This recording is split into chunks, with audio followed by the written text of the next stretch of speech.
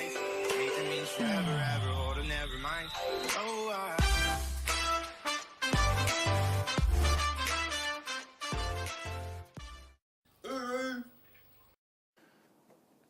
Oh, G'day kids, it's a good old Uncle Linton here again, and this time today I thought we might have a look at some eastern water dragons. So look, we're over here at O Magic Park again, and they've been kind enough to let us have a look in one of their enclosures to see if we can find some eastern water dragons. And I believe there are Cunningham Skinks in here too. So we'll have a look and see what we can muster. Right now, I know there's one down here somewhere because I saw him before. At this point, I'm going to have to get rid of that. I know where he is, but whether he's going to behave or not will be a different story.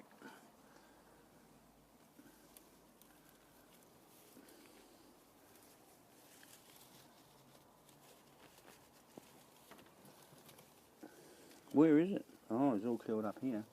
Oh, shit. There. Ah, there.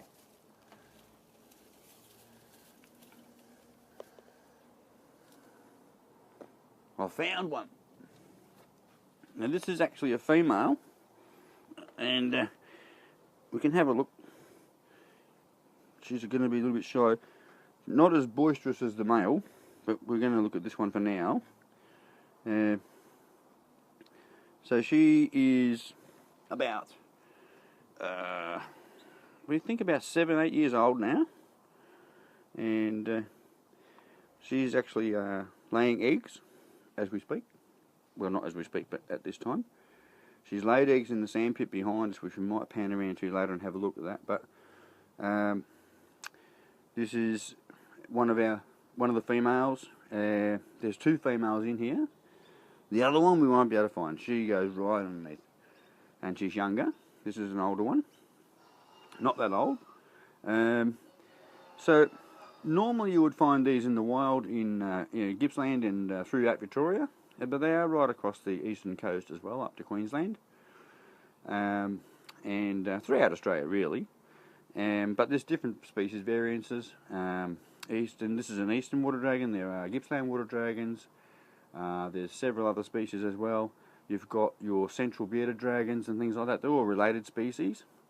These ones we breed here because these are very cold climate and they don't require any special heating. So in Victoria we've got enough heating from the natural sun, and in this big enclosure, as you can see we're in, they breed in here by themselves, and the eggs are put in the sand pits, which our cameraman is near. Behind the cameraman is our sand pit, and we'll just pan around and show you that. Down on the ground there, in that sand is about 30 eggs from this female, and they'll be hatching next month or so as well. They take about 4 months to hatch, 4 to 5 months.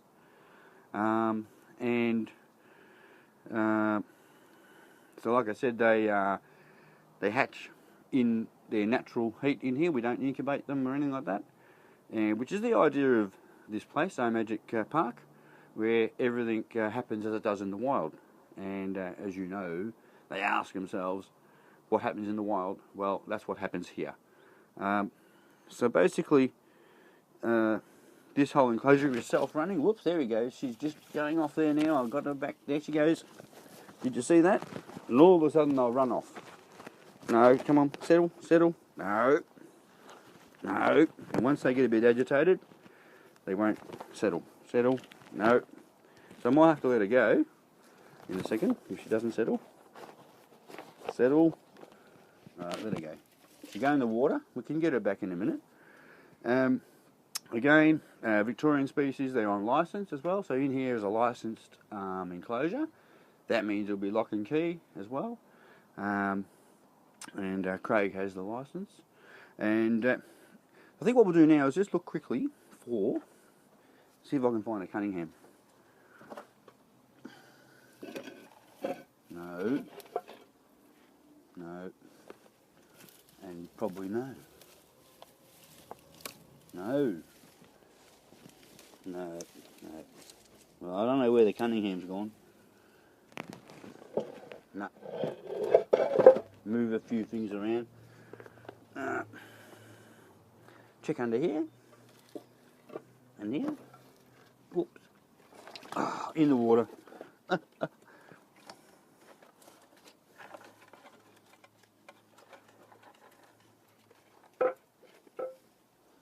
Right, there's one here.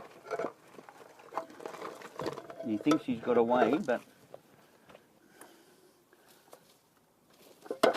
under the skillful eye of Uncle Linton, here we have a beautiful Cunningham skink.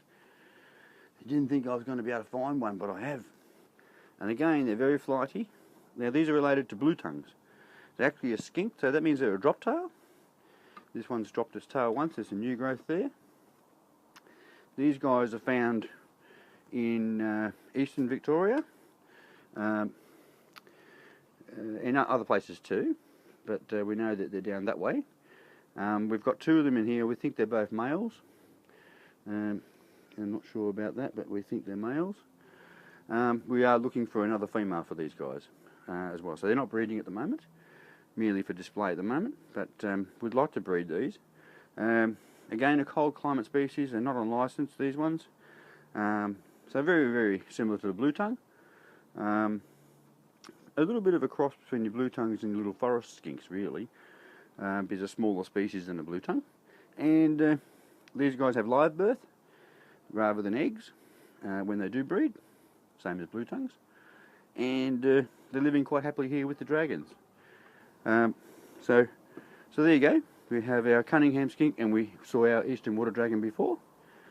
So without further ado, I think we'll wrap that up for there, and that's about it, eh? How about that? There you go, kids. So Alright, you cut there. Mention in next week's episode we're going to start talking a bit about recycling. yeah. That's when we're going to start moving into that area. Mhm. What are we recycling? It's up to you. You pick that. Like you said, we can do so many different things on recycling. All right. So you pick whatever you want to start off with. Maybe swoop net for a start. Oh, we did that with the green tree frog, really. If we haven't showed you how to make one. Yeah, we did. Did we show you how to make one? Not actually on the showing machine, but by telling them what to do, you did. Oh yeah, but we didn't. We could show them making one. You know how to make it. Yeah, I'll make my own. I always do. I thought it was. No, not the. I've got nets made already, but the hoop. You got to make the hoop. Oh, How to yeah. undo the tennis racket and break it and put a screw in. Thread it I around. think you need to do an episode on that one. We've already covered. But it's part of recycling, like it's Yeah, it is, but there's so many other more. Like a swoop net's only applicable to someone with small animals as pets. Mm. Whereas, say, just as an example, your water recycling, that's applicable to everyone. All right. Oh, we'll say. Okay, well, I'll work on it. Yeah, right. Yeah. But I was going to say that you could just mention another fact of how long they're actually able to stay under that water. But Oh yeah. you've already started wrapping it up. So. Well, I can go back before that. Give me a bit hard. Oh yeah, so when you're going to put him back, Mm. and obviously she's still in the water, and then Say how long? Yeah, yeah. finish off the uniform. Mm. And I'm still fucking recording. Oh, that's okay. You can blot it out. Yeah. Yeah, keep going. Yeah, right.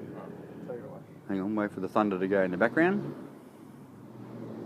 That is a Harley Davidson Thunder in the background. And so, like I said, we're going to put this guy back now. And as I do that, you know, remember that the dragon went down in the water before. So we won't get him back out, but we will just mention they can stay in the water for about 20 minutes before they'll resurface. So we would normally be here for quite a while before we'd see him again. And by that time, their predators would have left the area. There he goes. He's under his little hole. And so we'll leave him there. And I think we'll wrap it up there, like I said. So next week we might be having a look at recycling.